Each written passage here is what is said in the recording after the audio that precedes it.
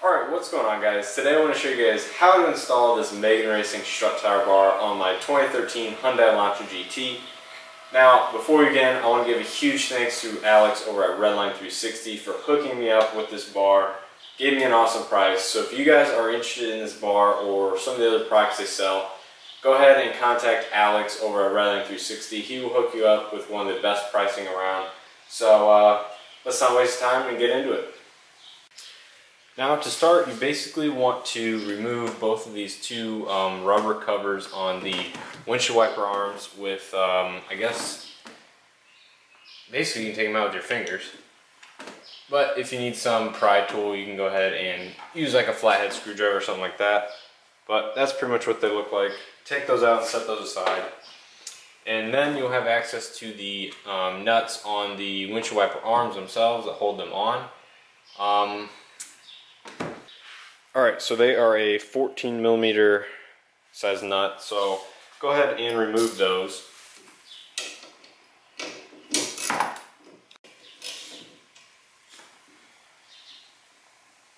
Now after you have removed the nuts, basically you can push down on this joint right here on the windshield wiper arm. Should make it a little easier to pop off. There's the first one. So after you guys have removed both the windshield wipers, you want to remove the windshield wiper cowl now. There will be 4 of these push pins type deals, 1 on each end and 2 in the center. You basically just want to press down in the center of them and then pop it out with like a flathead screwdriver.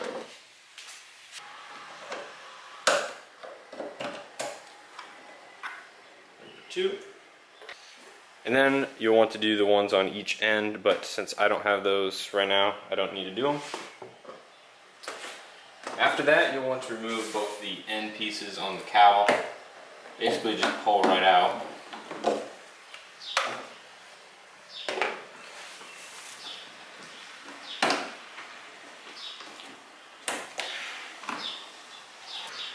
Now after this, you're pretty much ready to remove the cowl.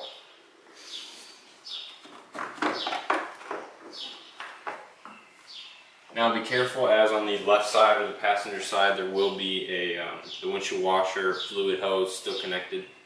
There is a disconnect point right here, but you really, I guess, don't have to, but if you want, there's a clip you can remove, and then you can remove the hose itself from this connection point. But you really don't have to. It just gives you more room to work with. But I would probably recommend doing it. Alright, now you have full access to the strut tower bolts. So this is, I guess, where you would want to go ahead and install these brackets on the sides. The passenger side for me was very easy.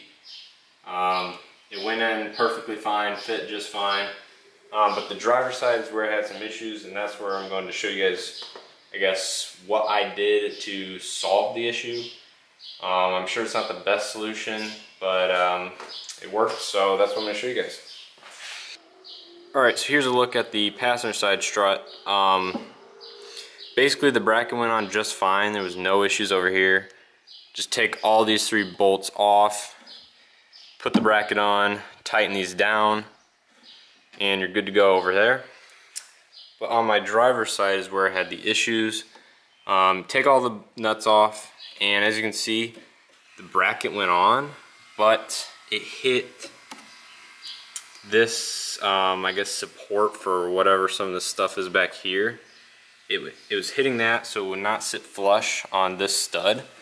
So basically I put 2 washers down below it and then tightened the bracket on, and it seemed to work fine like that. It is also really tight against the battery cable terminal, so I just rotated it and ran the wire underneath it and then over to the ground over there. It works right now. Everything's tight, so you know it does work, but it doesn't fit the greatest. And I'm sure, as you guys saw from the windshield wiper cowl, it didn't sit flush. You definitely need to cut a little bit out.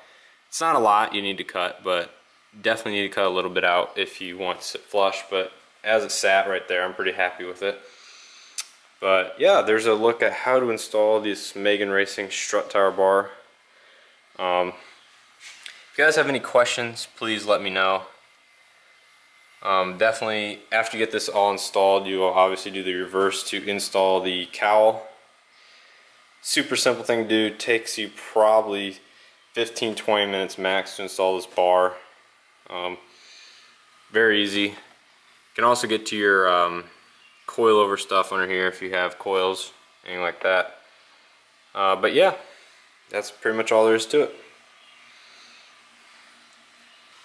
As for torquing the nuts down, I would definitely recommend 45 to 50 foot-pounds should be more than enough for these cars.